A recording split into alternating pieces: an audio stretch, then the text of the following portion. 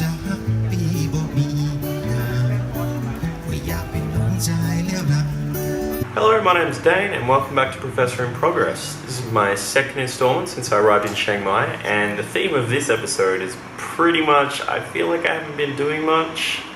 Now, I didn't really want to just focus on negatives so quickly, so I've kind of waited to record this until I've got something more positive coming up.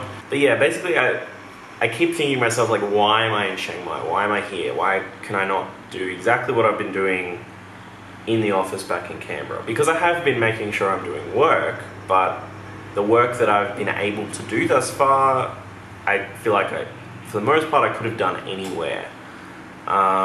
So I guess what I'm struggling with myself is I just have to kind of try and think of things to do and to work on that are unique to being in Thailand to take advantage of that. My contact at Chiang Mai University has put me in touch with a Karen undergrad student there. So he's been helping me with some Karen language stuff. But yeah, some of the other work I've been doing is like more reading, literature stuff. I've been looking up as many Karen language resources as I can online. I came here to learn Karen in Chiang Mai. That was my main goal, being in the city here. And I am doing that. I'm practicing vocab every day. The block, the block. Oh my god, this entire language is a giant tongue twister. Wisachu. Gado, the blah. Okay. One of the positives of being here though, I guess, is I am practicing my Thai quite organically. I've been very focused on kind of one step at a time what I'm doing. So when I've been in Canberra, I've been focused on writing my thesis proposal, or I've been focused on reading the literature and getting across that.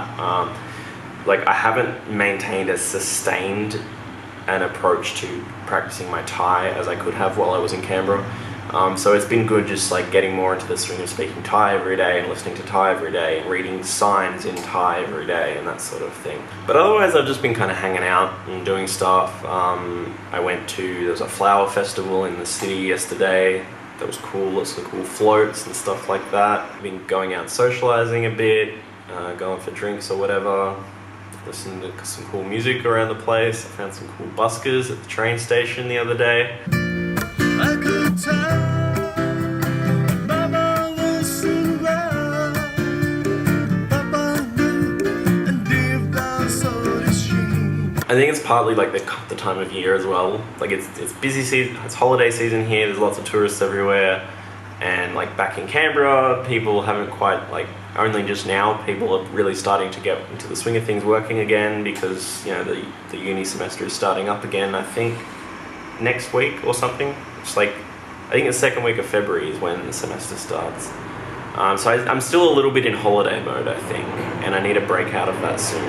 I've been talking for too long. I'm gonna go get some lunch. There's a little restaurant across the road, and then we'll move on to what I'm actually doing today, which is kind of cool. สวัสดีครับเอาผักกะเพราหมูไข่ดาวครับ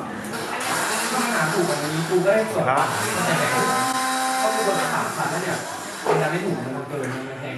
So today what I'm doing, it's only a little thing really, but it's the first thing that I feel like I only could have done in Thailand, so that's why I'm kind of marking it with a video.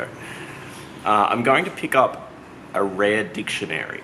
Now, in the National Library of Australia, there are a lot of Karen dictionaries actually, but they're all written using the Burmese writing system. There is only one dictionary I know of that's written in the Roman Catholic version of writing Karen, and it's quite hard to come by. I managed to figure out that there's a copy for sale in a bookstore in Chiang Mai. So I went to the Chiang Mai branch and I ordered the book about a week and a half ago. It was about 500-600 baht or something, not very much. So I got a text message yesterday saying it's arrived, so I'm going out to the Central Festival shopping mall to go pick that up. And it's a cool dictionary because it's got English, Thai, French, and Karen. Now, I've seen this dictionary physically before, and it's not in the format of most dictionaries. It's more of a phrase book, and it's hard to look stuff up kind of, but it's a rare resource that exists for this writing system. So it's cool that I'm going to be able to get a hold of it. And I'll probably, when I get home, be the only person in Australia I know of that has a copy of it. So that's pretty cool.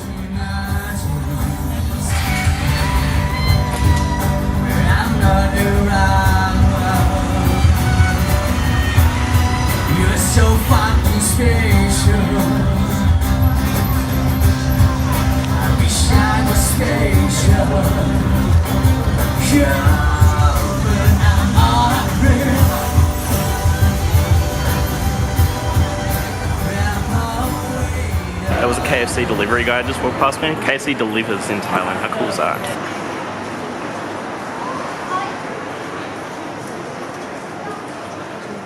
สวัสดีครับ ค่ะ มารับหนังสือ รับหนังสือ ครับ ค่ะใบจอง จำผมได้ไหม จำได้จำได้ เอาใบจองมาไหม อะไรนะครับ ใบจองเนี้ยหายใช่ไหมใบ โอ้ เนี้ย มีนี่นะ พี่จะอ่านเลยใช่ไหม อะไรนะครับ จะอ่านเลยใช่ไหม ครับ แต่กาแฟแต่ร้านกาแฟนะ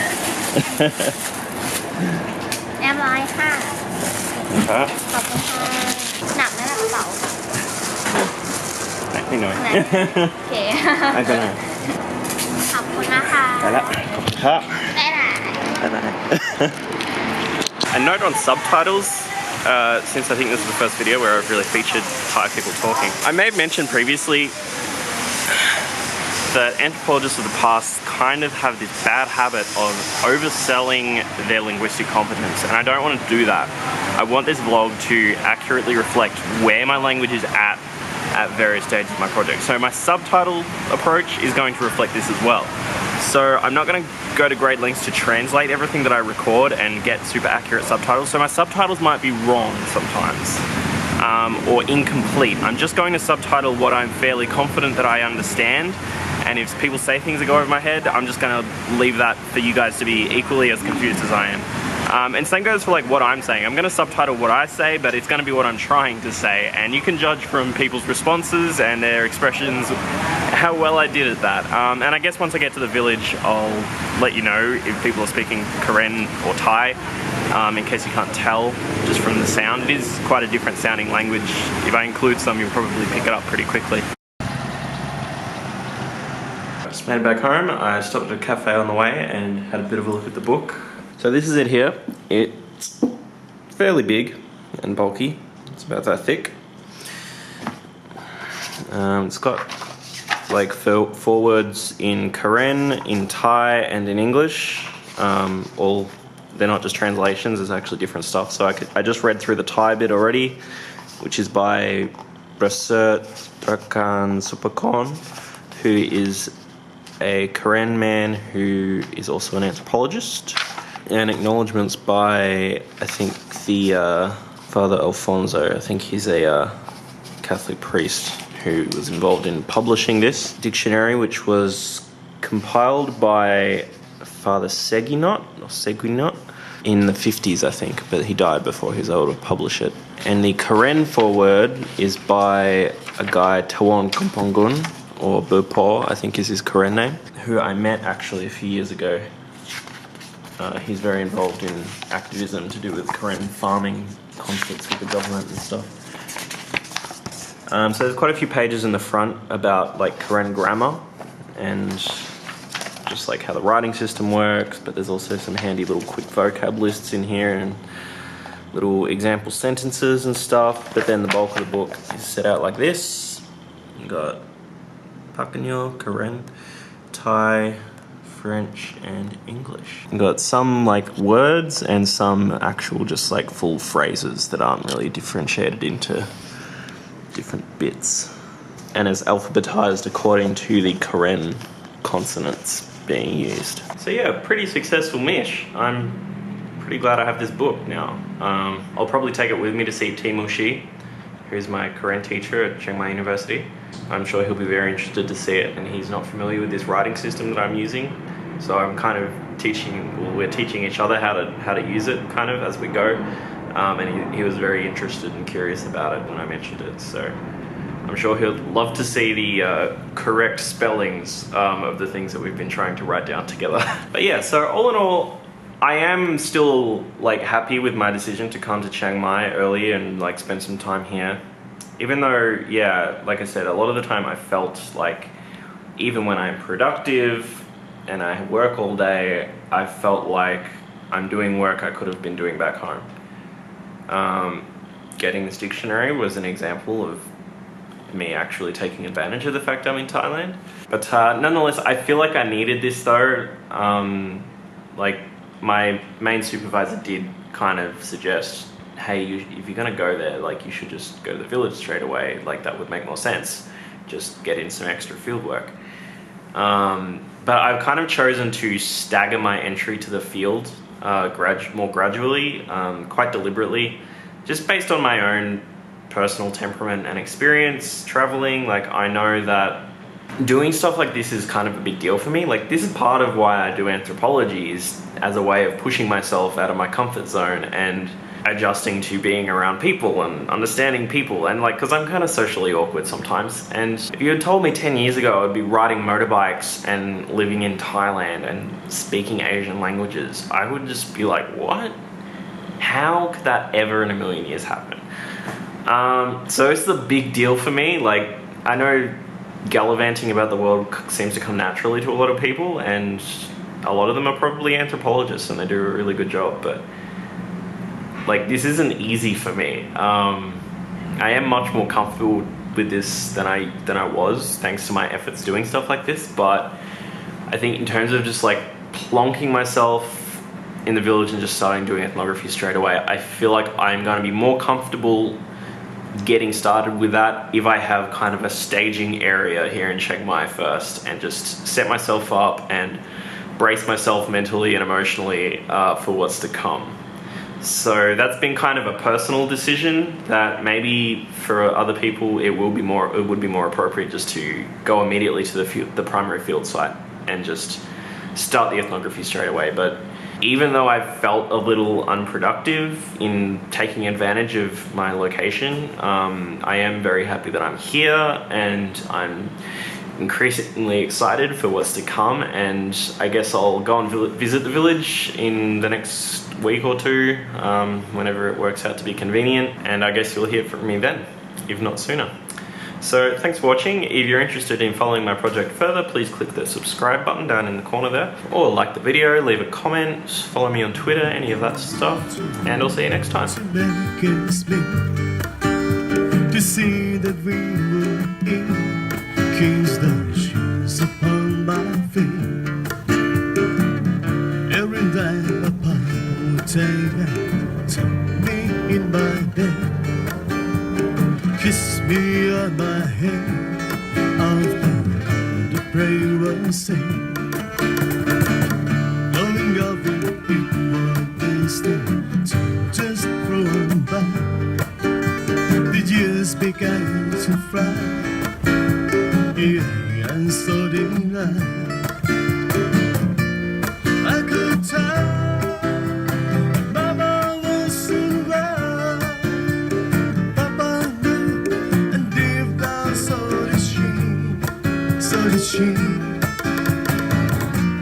When she died, Papa broke down and cried. Only said was gone when I take me. Every night he sat and sleeping, his rocking chair. He never went downstairs, all because she wasn't there.